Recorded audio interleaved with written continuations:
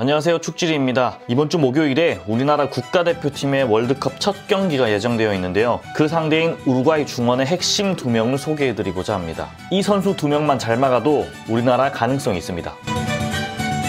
손흥민과 함께 토트넘에서 활약하고 있는 로드리고 벤탄쿠르는 1997년 6월 25일에 우루과이의 누에바 엘베시아에서 태어났습니다. 187cm에 72kg의 좋은 피지컬을 갖고 있는 오른발잡이 미드필더인데요. 벤탄쿠르는 아르헨티나의 명문 클럽인 보카 주니어스의 유소년 출신입니다. 2015년에 데뷔했고 3시즌 동안 51경기를 소화했어요. 16-17 시즌에는 22경기를 소화하면서 리그 우승에 기여하기도 했습니다. 벤탄쿠르는 17-18 시즌 부터 21-22 시즌 겨울 이적 시장까지 유벤투스에서 활약했고 조금은 부진한 모습을 보이면서 21-22 시즌 겨울에 토트넘으로 이적하죠. 벤탄쿠르가 토트넘으로 이적할 당시 일부 타팀 팬들이 파라티치가 유벤투스 재고 처리를 도와주고 있다고 비아냥거렸을 정도로 벤탄쿠르의 상황은 안 좋았습니다. 토트넘으로 이적한 벤탄쿠르는 함께 이적해온 클루셉스키와 함께 콘테 감독 아래에서 맹활약하면서 토트넘의 챔피언스 리그 진출에 큰 도움을 줬습니다. 그리고 올 시즌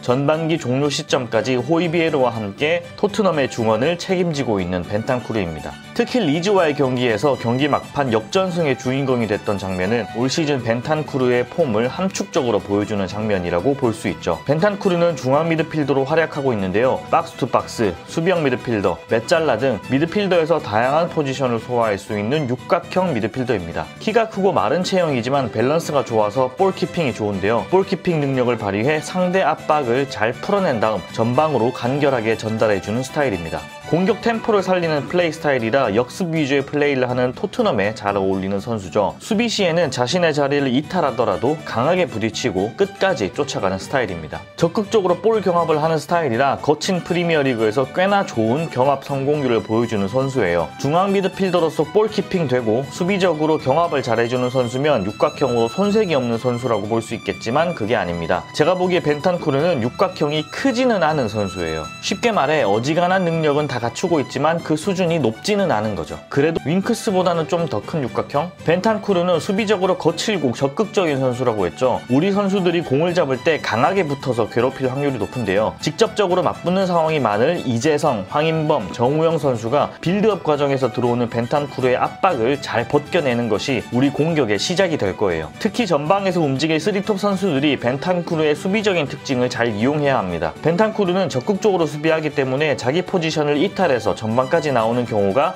있다는 게 특징인데요. 그렇게 되면 후방 수비 라인을 보호하지 못하게 되죠. 그럴 경우 그 공간을 손흥민 선수라던가 황희찬 선수가 잘 이용해줘야 할 것 같습니다. 물론 이재성 선수나 황인범 선수가 벤탄쿠르의 압박을 잘 풀어낼 수 있어야겠죠. 3선에서 벤탄쿠르의 어그로를 잘 끌어서 나온 빈 공간을 손흥민이 공략해 중거리 슛을 때리는 그림도 우리나라 공격 루트 중 하나가 될 수 있지 않을까요? 반대로 공격적인 상황에서 볼키핑 능력이 우수한 반면 패스는 그다지 공격적이진 않습니다. 기본적으로는 안정적으로 공을 받을 수 있는 선수에게 우선적으로 패스를 주는데 간헐적으로 도전적인 패스나 전환 롱패스를 할 수 있는 능력을 가지고 있기 때문에 그래도 경계를 해야 하긴 하겠습니다. 캐나다와의 경기에서 벤탄쿠르는 중원에서 간결한 터치로 템포를 살리면서 빌드업 작업을 도와주는 모습이었습니다. 중원에서 윤활유처럼 공을 흐르게 하는 선수이기 때문에 최대한 이 선수를 괴롭혀서 편하게 빌드업하지 못하도록 만들 필요가 있을 것 같습니다. 원터치로 탈압박하는 경우도 많기 때문에 순간적이고 조직적인 압박이 한 번에 가해져야 할 거예요. 우루과이는 벤탄쿠르와 발베르데 2명을 중앙 미드필더로 사용하는 데에 비해 우리는 3명의 미드필더를 활용할 확률이 높기 때문에 기본적인 수적 우위를 최대한 활용해야 합니다. 정우영 선수 혼자 3선에서는 원볼란치보다는 공격 작업에 조금 힘이 빠지더라도 확실하게 중원 싸움에서 이기기 위해 손준호, 정우영 투볼란치의 가능성도 열어둬야 되지 않을까 싶어요. 치명적인 선수라고 보긴 힘들지만 부담스러운 존재임에는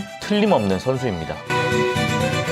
발베르데는 벤탄쿠르와 함께 우루과이의 중원을 책임지는 선수입니다. 발베르데는 1998년 7월 22일에 우루과이의 수도인 몬테비데오에서 태어났습니다. 182cm에 78kg의 피지컬을 가지고 있고 주 포지션은 미드필더이고 윙어와 풀백도 가능한 선수입니다. 발베르데는 유소년 시절 대부분을 우루과이 클럽인 CA 페냐롤에서 보냈습니다. 2016년에 1군 무대에 데뷔하였고 그해 7월에 레알 마드리드의 리저브 팀인 카스티아로 이적합니다. 16-17 시즌부터 카스티아에서 활약한 발베르데 발베르데는 첫 시즌 30경기에 출전했고 3골을 기록했습니다. 17-18 시즌엔 데포르티보로 한 시즌 동안 임대되었고 꾸준히 출전 시간을 확보하면서 총 24경기를 소화했죠. 18-19 시즌엔 드디어 레알 마드리드 1군 무대에 데뷔했습니다. 총 25경기에 출전했지만 선발보다는 교체 출전이 많았던 시즌이었죠. 19-20 시즌엔 커리어 첫 라리가 우승을 경험했고 총 44경기에 출전해 2골, 5도움을 기록했습니다. 중원에서 자신의 자리를 만들어가기 시작한 시즌이었고 교체보다 선발 출전이 2배나 더 많아졌던 시즌이었습니다. 2021 시즌에도 역시 좋은 모습을 보여주면서 중원을 책임지는 선수로 자리매김하나 싶었지만 정강이 골절을 비롯한 잦은 부상으로 조금은 실망스러운 시즌을 보냅니다. 하지만 부상 복귀 후 계속 좋은 폼을 보여주면서 총 33경기에 출전해 3골 1도움을 기록했고 크카모를 이어서 레알의 중원을 책임질 선수로 입지를 공고히 다지게 됩니다. 21-22 시즌의 발베르데는 주전으로서 입지를 확보하게 됩니다. 총 46경기에 출전해 1골 2도움을 기록했고 라리가 우승, 챔스 우승을 거머쥐게 되죠. 22-23 시즌 발베르데는 리그 12경기 출전해 6골, 챔스 5경기 출전해 2골을 기록하면서 전반기를 마무리했습니다. 완벽한 육각형 미드필더의 모습을 보여준과 동시에 올 시즌부터 득점력까지 폭발시키고 있습니다. 발베르데는 안첼로티 감독 아래에서 주로 윙으로 뛰고 있는 선수지만 기본적으로 중앙에 세웠을 때 가장 좋은 모습을 보여주는 선수입니다. 물론 안첼로티 감독 하에서 뛰는 윙어 포지션도 거의 우측, 메짤라에 가깝게 하프 스페이스에서 뛰고 있는 모습이고요. 발베르데는 수비와 공격 모두 잘하는 선수입니다. 진짜 그냥 육각형 미드필더의 표본 그 자체인 거죠. 수비 시에는 수비수들과 카세미로와 함께 협력해 공을 막아내고 수비수들이 오버래핑을 나가면 그 자리를 또 메꿔줍니다. 빌드업을 할 때는 끊임없이 빈 공간으로 움직이면서 공을 중앙에서 흐를 수 있도록 만들어주고 공격적인 드리블 돌파나 중거리 슛, 공격진과 연계까지 막힘없이 안정감 있게 해내는 선수입니다. 심지어 활동량도 엄청난데다 주력도 빠르죠. 최대 속력이 37.4km로 알려져 있습니다. 축구 지능도 매우 높아 공간에 대한 이해와 빠른 상황 판단을 통해 순간순간 최선의 선택을 하면서 경기를 소화하는데요. 이런 축구 지능이 있기 때문에 주 포지션을 벗어나서 우측 메짤라, 우측 윙백으로 출전해도 좋은 모습을 보여주는 것 같습니다. 올 시즌에는 좀 더 높은 위치에서 플레이하면서 공격력 포텐까지 터져버렸어요. 벤탄쿠르가 밍밍한 육각형 미드필더라면 발베르데는 아주 매콤한 육각형 미드필더입니다. 우리나라는 이런 발베르데를 어떻게 상대해야 할까요? 제가 벤투 감독이어도 참 머리가 아플 것 같은데요. 최근의 폼으로 봤을 때 발베르데는 계속 괴롭혀줘야 하는 선수입니다. 아니 아주 꽉 눌러서 아무것도 못하게 해야 돼요. 아까 벤탄쿠르도 가만히 두면 안 된다고 했었는데요. 차라리 벤탄쿠르에게 조금 공간을 주더라도 발베르데를 더 빡세게 조져야 할 것 같습니다. 발베르데가 워낙 피지컬도 좋고 신체 능력도 좋아서 쉽지는 않을 것 같긴 한데요. 기본적으로 벤탄쿠르에 대해 이야기할 때도 말씀드렸지만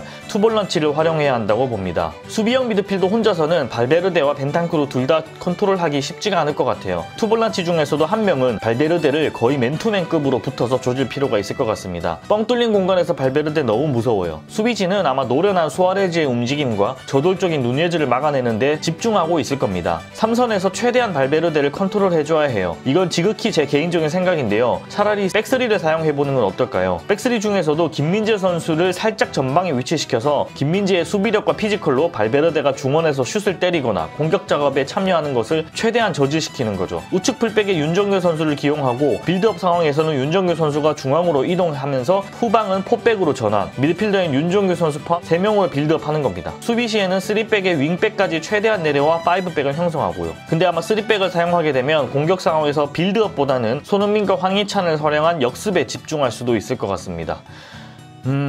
알아보면 알아볼수록 제가 추갈못이라 그런지 머리가 아프고 이 선수들이 점점 더 무서워지는 것 같아서 그만 알아보겠습니다. 제가 너무 추갈못이라 이 선수들을 막아낼 방법이 잘 안 떠오르는 거예요. 우리 대표팀이 멋지게 막아내고 좋은 결과를 가져올 수 있을 거라 확신합니다. 우리나라의 우루과이전 승리를 기원하면서 마치겠습니다. 구독과 좋아요 부탁드리겠습니다. 감사합니다.